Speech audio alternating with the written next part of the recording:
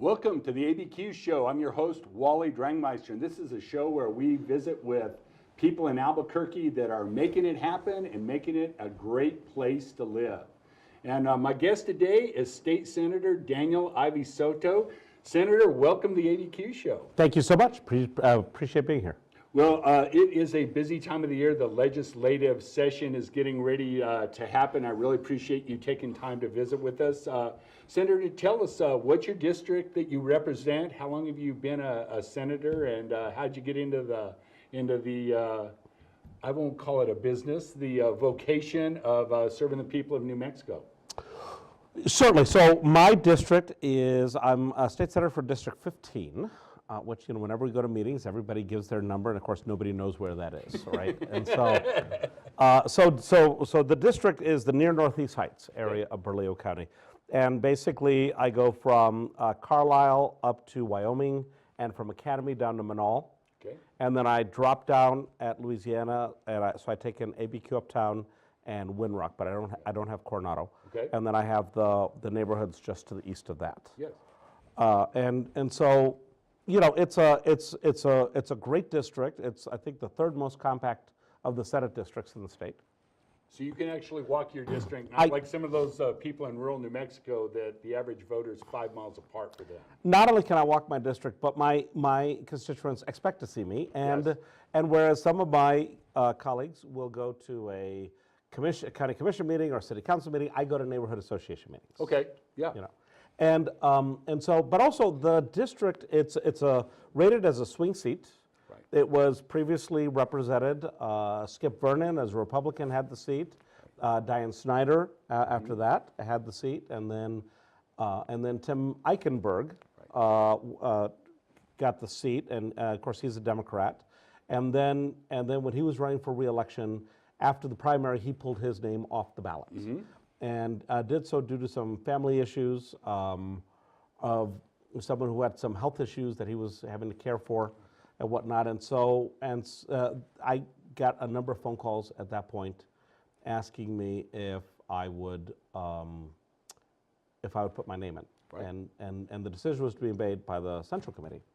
So at the time, I was and I still am, the executive director for the county clerks. Yes. And because New Mexico's legislators, you are not paid a salary, you have day jobs. New Mexico is the only state in the union with an all-volunteer legislature. Right. And as a result of that, we end up with the 3 R's in our state legislature. Okay. We end up, and I'm the third, by the way. Okay. It's the rich, okay, the retired, okay, and the resourceful. All right. So, because frankly, the average person cannot afford to take that much time off of work, or doesn't have a job where they can take that much time off of work, and to do the work that's required in terms of helping to run the state and coming up and doing the policy issues without getting any compensation for it. Okay. And so the way that I got to where people were calling me at that point was that I was the state election director a few years prior to that, and was Associate Deputy Secretary of State in charge of elections, ethics, and legal issues at the Secretary of State's office. When I left there, I became the Executive Director for the County Clerk. So I was a known quantity in the roundhouse, yes, and somebody who did some policy issues. I didn't contribute to any campaigns. I didn't endorse any candidates because I worked for election administrators. And so there was nobody owed me anything at that point. And so, at any rate, I got a number of phone calls.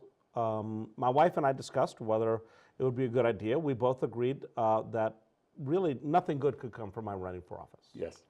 And so therefore you had to do it? Well, eventually, I got the phone call from the person I could not say no to. Uh-huh.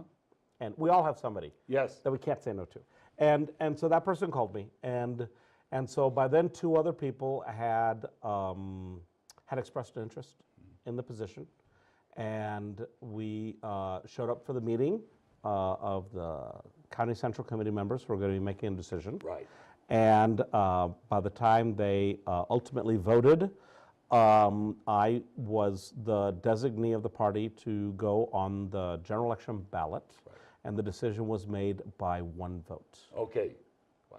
Yes.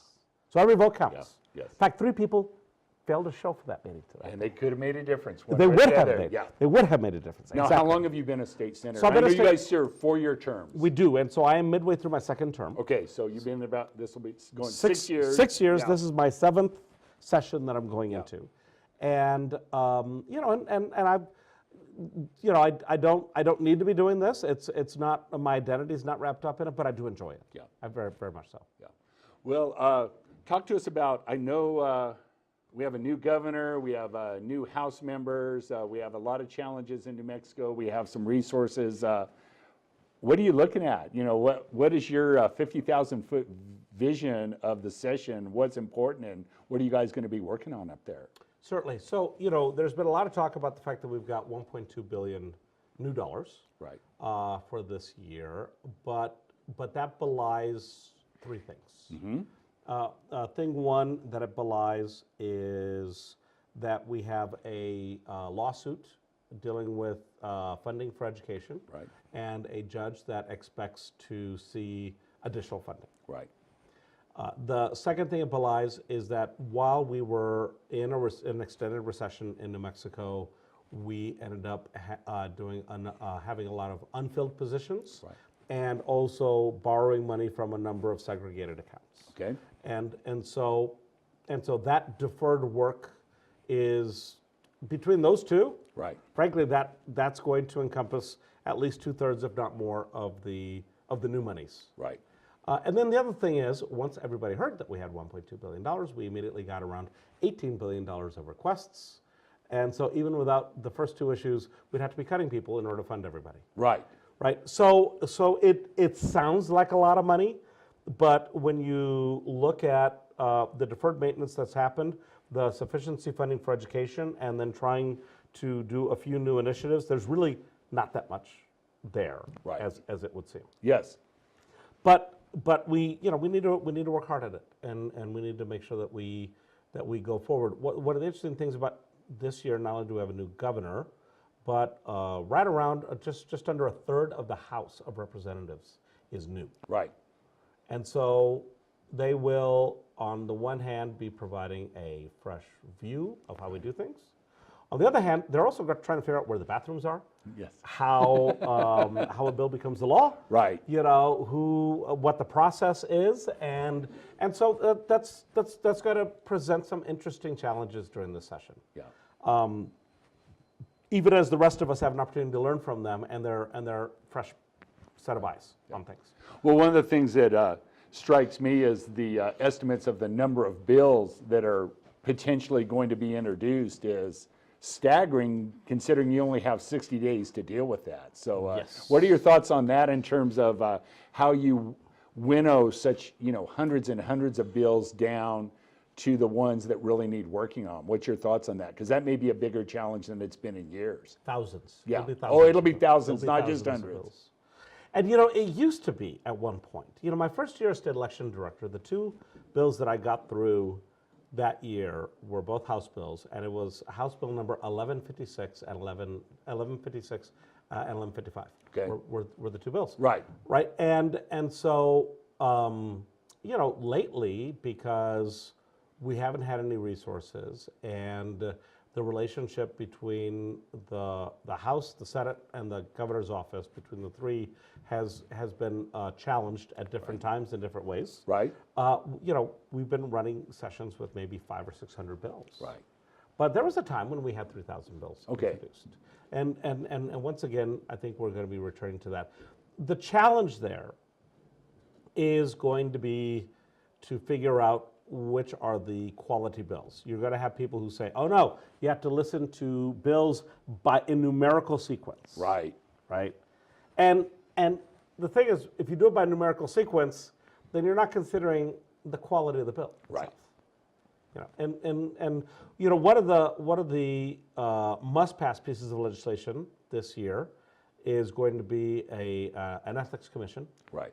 Because Because that the voters approved a constitutional amendment, is that correct? That's And so you correct. have to make that happen now in some way, shape, or form. Yes, that's exactly right. And while under the language of the Constitution, it didn't give us a deadline, I think in good faith we need to make something happen. Right, exactly. But, you know, That hasn't been pre-filed. It's not going to be filed the first week. Right. It will probably be filed somewhere between weeks 2, 3, maybe 4. Right. But that will get a hearing. I guarantee you. Yes. That bill will get a hearing, no matter what the number of that bill is. Yes. You know, and there are going to be some other bills that we need to consider, we need to pass. I've been working this year on some restructuring issues within the election code. Okay. And it's a fairly complex bill trying to, recognizing that our state election code was first adopted in 1969. Right. So this is the 50-year anniversary of our election code. And we didn't have computers in 1969. The internet was not there. The internet was not there, exactly. We didn't, there were a number of other things that we didn't do. And so consequently, that particular bill, for example, is a 400 or 500 page bill that is very comprehensive and is not going to be introduced the very first week because, candidly, I want to spend time with certain people making sure they're comfortable with the bill before we introduce the bill. Do the hard work ahead of time and not slow things down in the process. That's exactly right. Yeah. All right, we're visiting with Senator Daniel Ivey Soto here on the ABQ show. When we come back, we will continue our conversation. Stay tuned. It's that time of the year, sports fans. It's the 10th annual Garden Swartz Great Southwest Track and Field Indoor Classic. It's February 9th in 2019. The best athletes from across the nation come together for one event. Check out more information at GreatSouthwestTrackAndFieldClassic.com. What is glamour? Frailty. What is desire? Diamonds. They say a life lived without passion is hardly worth living. Ma'am? Ma'am? Ma'am? Dang, this one made me feel all special.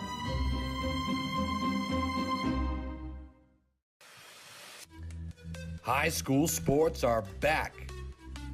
The 2018-19 season kicks off, and you could watch every ProView Network broadcast live on the NFHS network. Every moment, from every game, from every sport, including all NMAA state championships. Get your highly discounted monthly pass now. Go to ProViewNetworks.com and sign up. Watch New Mexico's best. Motto Mortgage Brokers works hard to give you more options. Hear why Emilio Vallejo's local brokerage is the perfect fit for this growing family. Call Emilio Vallejo's 505-506-9820. The New Mexico High School Coaches Association, established in 1941, is an organization of New Mexico's best and most professional interscholastic coaches. Coaches across work daily to help our student athletes excel in the classroom, on the field of play, and in our communities. Students that participate in interscholastic activities attain higher grades, higher graduation rates, and higher wages. Responsible for the North-South All-Star Games, statewide Coaches Award Program, and providing multiple professional development opportunities for New Mexico's coaches. Be a great coach by coaching beyond the game.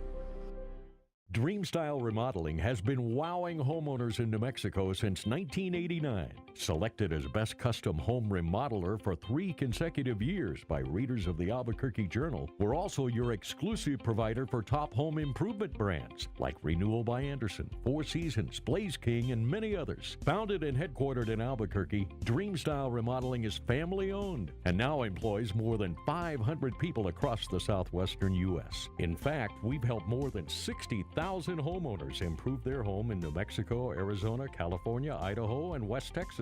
We're committed to providing a superior customer experience. We've earned 4.6 stars with hundreds of online reviews and have an A+ with the BBB. Dreamstyle Remodeling is a proud supporter of UNM Athletics. Visit our beautiful 10,000 square foot showroom at 1460 Renaissance Boulevard across from Sam's Club or DreamstyleRemodeling.com to make your home remodeling dreams come true.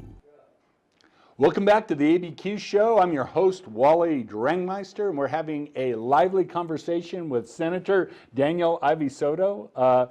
Senator, let's talk a little bit about the process, a 60-day session getting ready to kick off next week. And I would say, just by way of compliment, I've seen other state legislatures.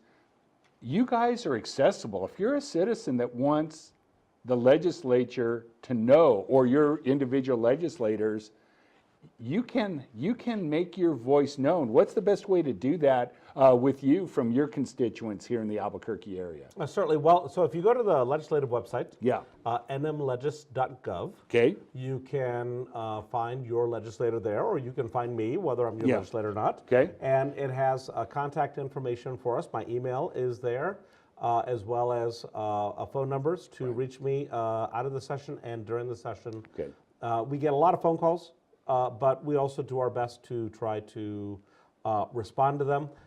And in terms of emails, I will tell you that, increasingly we'll get these deluge of emails, all of which say the same thing on an issue. Yeah. And then every now and then we'll get the clearly individually written email. We read those for sure. Yeah.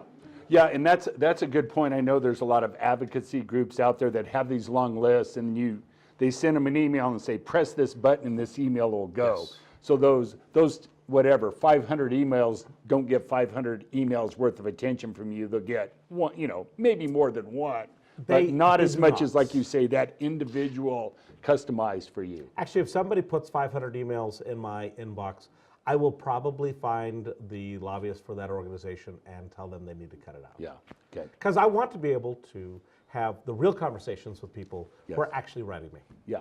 And then I know you don't have a full-time staff person other than during the session. You Correct. have some administrative help. So if they call that number, there'd be somebody that can, you're in Yes. session a lot, take down whatever it is is concerned from a legislative point of view. Absolutely, and that's also why I make sure that I have my office phone from my personal business, Right. so that people can get a hold of me outside of session as well. Okay, yes. Yes. Yeah, now, you have what, just personally, I consider some really big legislative successes over the past few years on a couple of key issues. I'd like to talk to you about those. The first one is the civil asset forfeiture thing, and it's one of those, people laugh at me, but I actually did read the Constitution and did pretty good in 8th grade, but there's this thing called due process, and it seemed like we had gotten away from that. Talk to me about that piece of legislation and what your role in that was, because it's being held up really as model legislation around the country coming out of New Mexico. Yeah, so civil asset forfeiture actually goes back to maritime days. Okay. When the only way to deal with a ship that was in the wrong place or carrying the wrong cargo was to take control of the whole ship. Okay. And what unfortunately that's morphed into is where at one point I think the city of Albuquerque would take the family car away if somebody was talking to prostitutes along Central. Okay. Right, and because somehow that was the instrumentality of the crime. Okay. Right, and the problem with that is, when you, I mean, I understand these are people we don't like, right? We don't like people who commit DWI. We want to punish them some way, but to take their car away from them when they haven't. Before they're. That's right. Before they're found guilty. And regardless of whether they're found guilty. Right. Regardless of whether they're found guilty. And that's the problem that I have with it, is that we have people who are in fact, their criminal case is dismissed or they're substantively found not guilty, and yet they still were losing their vehicles. Right. And to the city, who would then auction them off. And that was not unique to the city. This is a nationwide phenomenon. This is a nationwide phenomenon. The federal government has been leading the charge in doing this, and it was spreading throughout New Mexico. So we had a bill that Zach Cook, state representative from the Lincoln County area, was carrying, and then Lisa Taraco, who was at the time a state senator from here in Albuquerque. She's Republican, I'm Democrat, and we have collaborated on a number of issues. And so as that bill came over, I agreed to carry that bill on the Senate floor, right, and to make sure that it got passed, which it did. And then afterwards, a number of local governments kind of ignored it. And so Senator Taraco and I actually sued in order to get enforcement. Our lawsuit didn't go very far, but another lawsuit did. That was from somebody who had lost a vehicle without due process, and the Court of Appeals recently ruled that when the state government passes a law and says this is the standard we expect, that local governments need to follow that as well. Right. And so that we're finally starting to get some better compliance on that bill. All right. But it's been a lot of work to do. Well, another issue that has been, I believe, a big success, but we're maybe not there, is the bail reform bill. You know, crime is a huge issue in Albuquerque. We've made some progress recently. I think there's not a citizen I've talked to or a person in Albuquerque doesn't think we need to make some more progress. But talk a little bit about this bill. Let me give you my summary. It's like instead of just being able to buy your way out of jail with bail, they decide how much of a risk you are to the society regardless of how much money you have, and make the decision whether you get out pending trial or not. That is an amazingly acute description of what we did. Yep. So historically, judges set bail, and if somebody and the purpose of bail is to secure your participation in the process. Meaning you come back to court. Because if you run off. because if you don't, you're going to lose the money. Right. And also for protection of the public. So what that would result in, though, is that judges would make these really, in many cases, emotional determinations of how much money it would take for you to be responsive to the fact that you're in the criminal justice system. Okay, right. And instead now what we've got is a research-based process. And we're still working out some of the kinks, and anytime you do a wholesale reform on something, it takes a little while to be able to perfect the process. Right. But the reality is that local governments were spending easily a third of their budget on detention. Right. And it was astronomical, the thousands of people in New Mexico who were being held on because they couldn't make $100 or less in terms of a bond to be able to get out. And what happens is these people sit in jail. Now, if they're in jail on $100 or less, they're not there for a felony. Yeah, that is right. This is low-level stuff, right? They sit in jail. Now that costs you and I as taxpayers money. Right. But here's the other thing that happens: they then lose their job. Exactly. So they stop paying taxes. The rest of us have to pick up on that, and they're now consuming taxes. Yes. I prefer that people have jobs and be paying taxes, as opposed to be consuming the taxes wherever possible. Right. And so the idea behind this is to distinguish between the people that annoy us and the people who are really dangerous. So the people who are really dangerous, they should be staying in jail. Right. But the people who annoy us, I get that they annoy us. But that doesn't mean that we restrict their liberty as a result of that. And particularly when they're still presumed to be innocent. Well, and that $100 is an amazing number, you know, really because is. People who are people like us, we do have jobs. $100 would not seem like a lot, but the fact that people are in jail but for $100 by the hundreds is crazy. That's absolutely right. That's absolutely right. Now, do you, from your perspective, does that legislation need any tweaking? Is there anything, or are we just in the implementation phase right now with that? Because I know sometimes people say, we need a little change for this factor or that. So that particular legislation was a constitutional amendment, right? Which was carried by Peter Wirth, but I did, as you recognize, I did quite a bit of work in terms of the language and in terms of what the frame of it all would be. And by what I mean by that is, for example, it's a requirement in New Mexico that in order to hold somebody, the prosecutor has to make the motion to hold somebody. Right. Now that seems to some degree obvious. If the judge is the referee. Right. But if you don't have that kind of protection written in the law, then you have a judge being the referee, but also saying, oh yeah, I might be the referee, but I'm going to take sides here real quick. Right. You don't want that. Right. And so we've got those protections in the language that we have, and so that's now in the Constitution. The Supreme Court has implemented a series of court rules They have invited me to participate in that process to try to work that out some. And then in addition, we've been working on some legislation to bolster that. We're getting there. We're getting there. And actually the really exciting thing is that we've got a pilot project working out of Bernalillo County here, where at Metro Court, they have a group of people that work 24 hours a day doing background checks on people who are arrested. Right.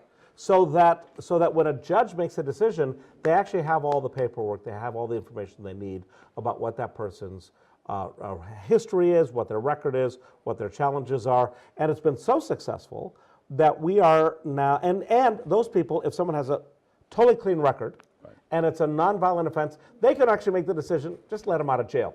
No need to wait for the judge, which gets people back to their lives. It's been so successful that we are now ramping that up statewide with the crew here in Albuquerque. So that now a judge, what's going to be happening is a judge in, say, Tucumcari, someone gets arrested at 3 a.m. Well, they may not have anybody working at 3 a.m., but the guys in Albuquerque are working, and they can then shoot that information over right away so that we have the correct information at the right time. That's the really exciting part about it.